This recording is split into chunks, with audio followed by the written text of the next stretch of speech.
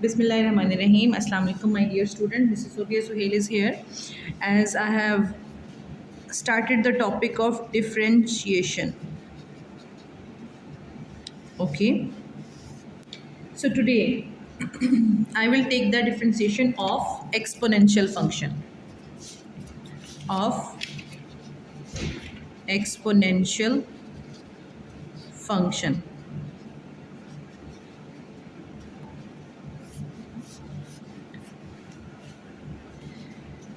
Suppose that f of x equals to a power x or f of x equals to e power x. If we are taking the derivative of these, what will be the derivative of this? Direct derivative also we can apply. I can find out the direct, no power rule applied over here. If you are taking along with the by first principle method or by definition method, by first principle. PLE or PL? PLE method. By first principle method, we can suppose that this is equals to y. Yes. Okay, because we are doing with y easily. Okay, let y is equals to the given function a power x. So what is the first step we have to do? Increment. So y plus delta y is equals to a of x plus Delta x. Good. Then what we have to do? We will subtract. Subtraction. Second Means incremented value Yes. minus original value. Incremented value Minus means x. this one minus original value. Yes. Yes, this will be cancelled. In the same step, we will avoid wasting the time. Divide by the increment with respect to x and take limit. Delta x approaches to 0. Zero. Delta x approaches to Zero. 0. So first step, second step, third subtraction, and then we have done the combine. Okay. Now what we have to do in this one? What can be done? If we are putting it 0, so a of x minus of x 0 Yes. by 0. So we have to avoid the 0 by 0 form. Okay. For this reason, we know that when we apply the limit, this will change to dy by dx. This will change to dy by dx. Okay. When we apply the limit, but we will not apply the limit until this is simplified by using the algebraic techniques as much as it is possible. So this one is limit delta x approaches to 0. We can write that if the base is same, we can collect the powers. Yes. Then powers are multiplying. Exponential laws are saying when the base is same means a power m multiply a power n equals to a power m plus n. Yes. If forward possible, then backward also possible. Yes. Okay, so use this relationship that if the power is in the addition form, we can separate it on the same base. So this is on the addition form, we can separate on the same base a power x and a power delta x. So it is going to this, but we do it backward. What is the reason why we're doing it backward? Common. Yeah, for taking a of x common. Okay, now approaches to 0. A of x we take common. A delta x minus 1 over Delta x. delta x. Okay.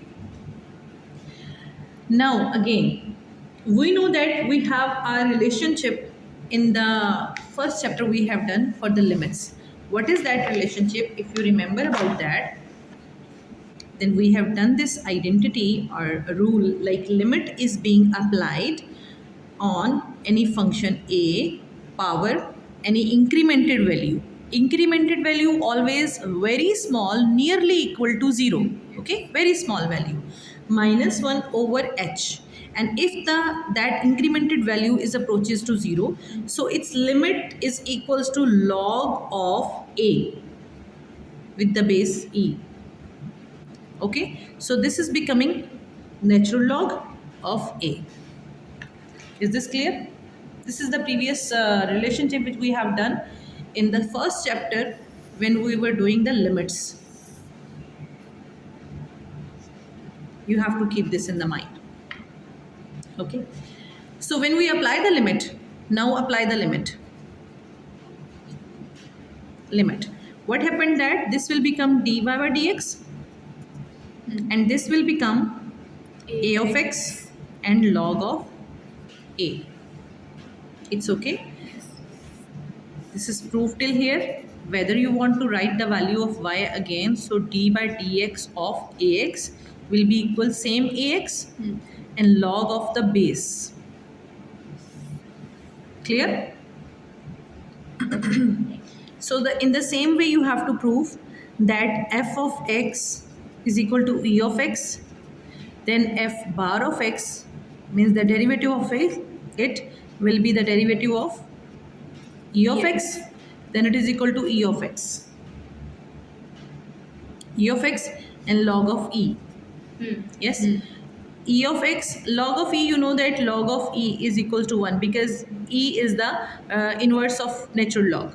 So log of natural log inverse will become equals to 1. So because they both, we say normally, I like to do that they both cancel each other because they are reciprocal of each other or inverse of each other. Inverse always cancel each other and answer is giving 1.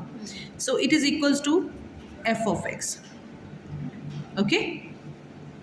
So let's start the application of these two theorems first, which are there in exercise 2.6, and many times they have used the application of these two laws. Okay, that's why I have solved these two laws first. Which one is the first question for this exercise? That is derivative of the following functions, in which page number is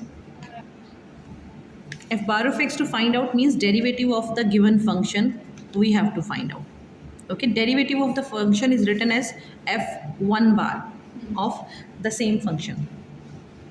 Start with the first point only, first part, e power square root of x minus 1. Okay, now derivative of this f of x, it's moving, derivative of e square root of x minus 1. This complete expression is in the power. Maybe it's better if you put the bracket around the power. Okay, now its derivative will become f bar of x and its derivative will become e function as it is, and derivative of the function, whole function, function.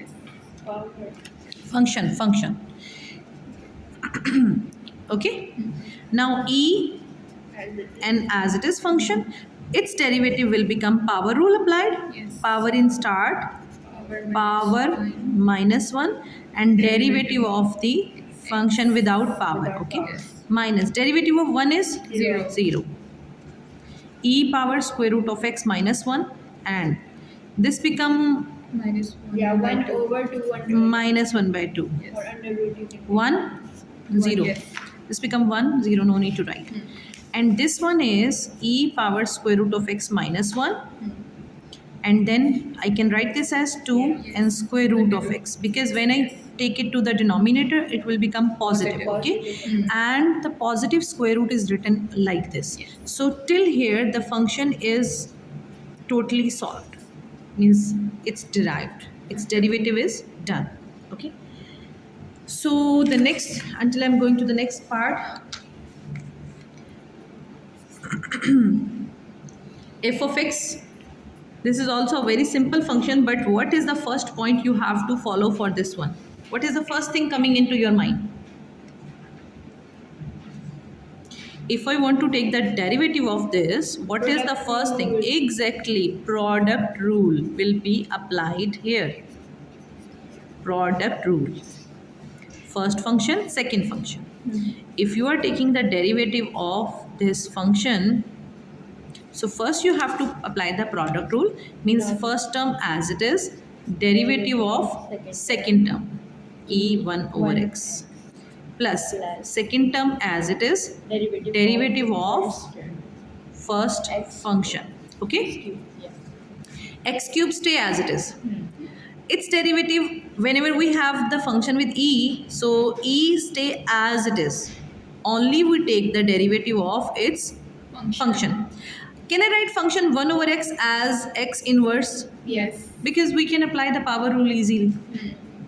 E power 1 by x and its derivative. Power in start, And power minus 1 and derivative of x will X become one. 1. It's okay? Yes. Yes, x cube e power 1 over x and the derivative of this. Power in start, power minus 1. Derivative will be Derivative of this will be 1. 1. 1. So whether you write or you don't write, if you are in good position for the differentiation, so you know many times the derivative of x with respect to x will become 1.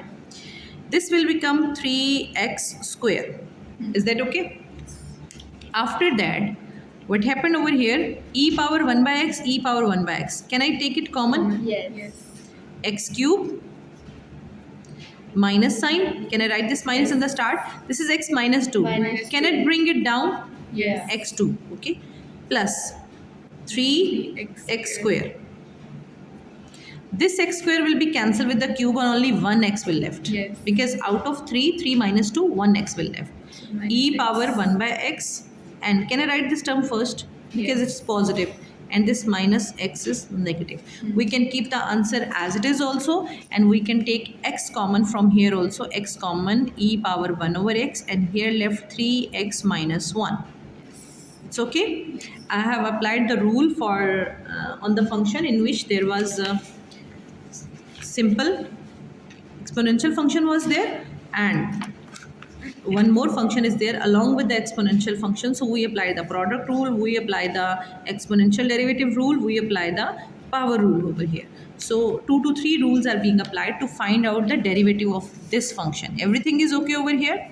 So thank you so much. If you like my video, so please subscribe my video. Please, please, please. Allah Hafiz.